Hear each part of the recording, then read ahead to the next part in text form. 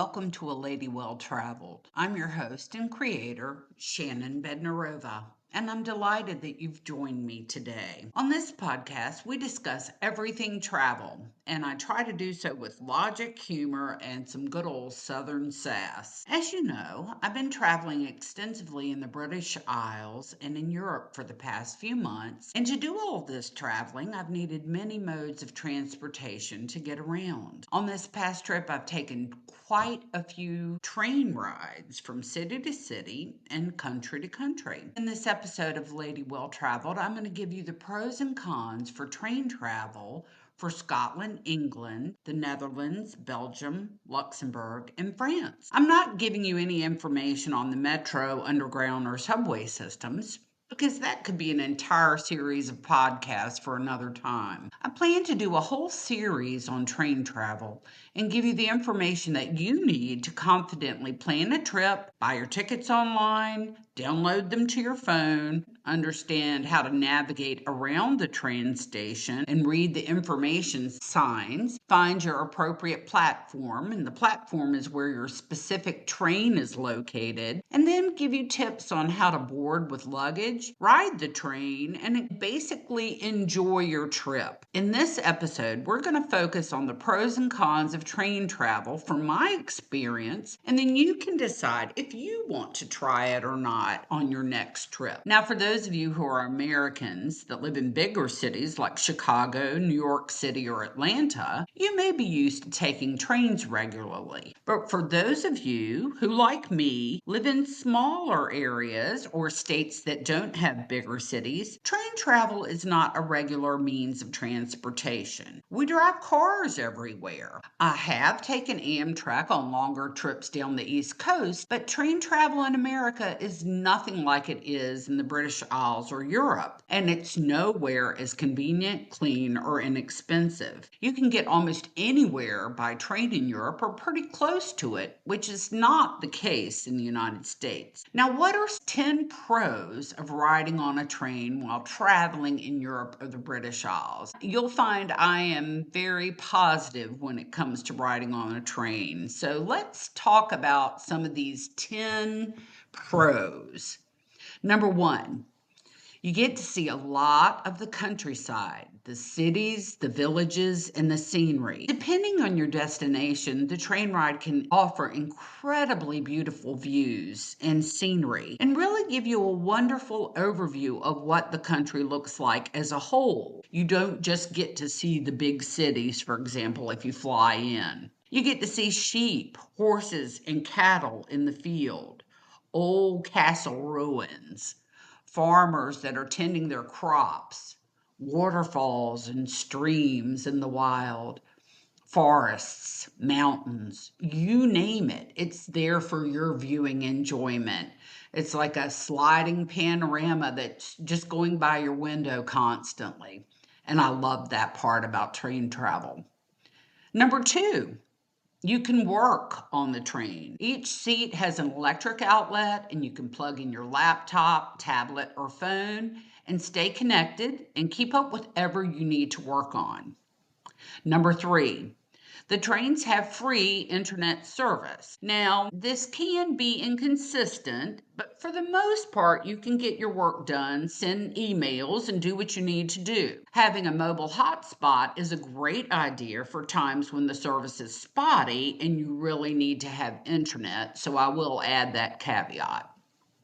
Number four, you can rest, relax, and visit with your traveling companions while you head to your destination. You can take a nap, read a book, do a crossword puzzle, play games, or just simply have a great conversation with someone you know, or maybe just met on the train. You might be surprised at who you might meet. I met an 86-year-old poet on the train from Edinburgh to Stirling, and now we're pen pals. Number five, you may save money by taking the train versus spending on airfare or rental cars and insurance, but you need to shop around and compare prices. Sometimes intra-European airfare can be astonishingly inexpensive, so it pays to do your research. Rental cars can also be very expensive and challenging to find, depending on the season and the locality that you're visiting.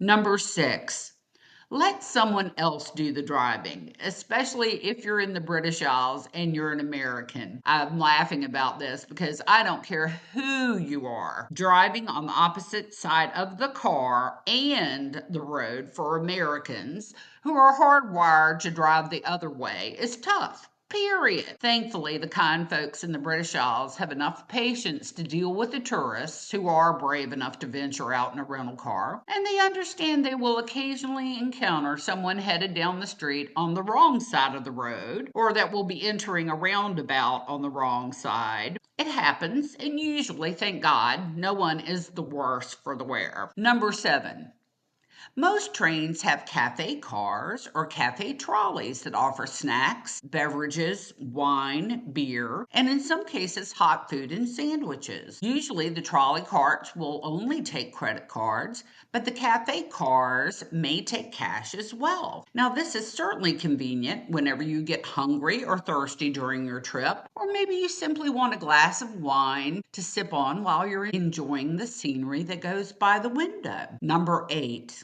the trains are typically clean and well serviced, as well as the restrooms, but I will reference one horror story later. Number 9, the train staff are also usually very nice, friendly, and helpful when you ask for service in the cafe car or with the cafe trolley, or when they come to check your ticket, and that's always appreciated. Number 10, often, fellow travelers will help you load your luggage on and off the train if they see you're struggling, or simply just to be helpful and kind. Manners do still exist, and I am very thankful and grateful for every person who assisted me while on my last trip. It was just wonderful, and there were still so many kind people. So those are my 10 pros for train travel. Now let's discuss the 10 cons of train travel because I want to give an alternative view and be realistic about the downsides of train travel. Number 1 for the cons. If you have assigned seats on the train, you never know whom you may have to sit beside, unless you're booking tickets with traveling companions. The person you may have to sit beside could be sick, they could cough all over you, and I always recommend that you pack a mask for that reason. They may snore loudly for the entire trip. They may talk extremely loudly on their mobile phone in an exotic foreign language that sounds as if they are screaming, or they may smell bad. Those may be things that you have to deal with. Number 2, if you sit in a silent or quiet car, be prepared to be scolded if you aren't quiet. Alternatively, there could be a group who talks the entire time in the quiet car and they won't shut up no matter what. Number 3, the bathrooms may be in horrific shape and covered in urine and other things after a very long train trip. Now, this has only happened to me once in the many train trips that I took, but it was enough to leave an indelible impression. Yuck. Ugh. Number 4, there possibly may be no cafe, car, or cafe trolley service on your train. So have water and a snack in your bag just in case. Number 5, if you have large, heavy luggage or a lot of it, be prepared to lift it on and off the train with no help and do so very quickly. I did speak about helpful passengers before, but sometimes there just may not be anyone to help you lift your luggage. I always had traveling companions, so we worked out a system where one of us would board and stand in the door, and the others would pass luggage up to us on the train. That way, we knew at least all of the luggage got on the train, and then we worried about finding a place to stow it later. Number 6, there may be no large luggage storage room on the train, or you may have to wander down several cars to find it. Now, moving large pieces of luggage down crowded train aisles isn't always pleasant, but understand that's one of the hazards of train travel that you may encounter. Number 7, Some trains have double-decker cars that require you to lift your luggage up onto the train car, and then you have to go either up or down more stairs to get to your seat. Again, this can be very challenging with lots of luggage or big, heavy suitcases. Number 8. Some train stations do not have escalators or elevators. They call them lifts abroad. Be prepared to carry your luggage up and down multiple flights of stairs at certain train stations. Now, let's be real. It's hard work to carry a 50 to 70 pound large suitcase up several flights of stairs. I want to be realistic about this because sometimes when we were traveling, gentlemen and even ladies pitched in and helped me and my travel companions carry our luggage up and down multiple flights of stairs. But sometimes we had to do it all ourselves. And if you cannot do this, you had better find an alternative means of transportation because that's going to be something you will encounter if you take trains very often abroad. Number 9, many train stations have electronic gates that scan your tickets, and then you have a limited amount of time to get yourself and all your luggage through the gate before it closes. If the gate closes on you before you get everything through, you can't rescan your ticket, and then you have to wait for an attendant to rescue you. Now, from experience, always choose the largest gate, have a screenshot of your ticket ready for scanning, and be prepared to move very quickly with your luggage through the gate.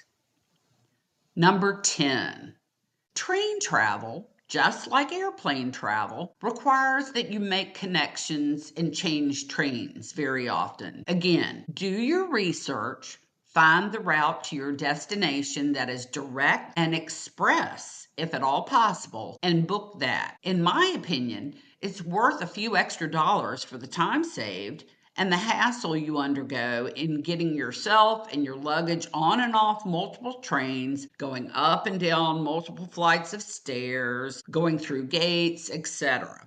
I think you're picking up what I'm laying down now. We've been through 10 pros and cons of train travel in the British Isles and parts of Europe. And I've tried to realistically paint a picture of my experiences. You may say, wow, Shannon, there are some good things about it, but train travel, is it worth it? I would absolutely say yes, but I want you to know what you're going into and be prepared for it all. On our next episodes in the series of train travel, I'll be talking about how to look for train tickets online, what train lines service what countries, how the train schedules work, and how to book tickets online. I'll also help you with navigating train stations, understanding how to read the sometimes confusing train station information signage that pertains to train departures and platforms, and then give you a variety of tips and suggestions on how to make your train travel experiences much more enjoyable overall. I so appreciate you joining me today. As always, please let your friends and family know about us on all your favorite podcasting platforms. I'm happy to say that I'm now on Instagram at A Lady Well Traveled, so please follow me there.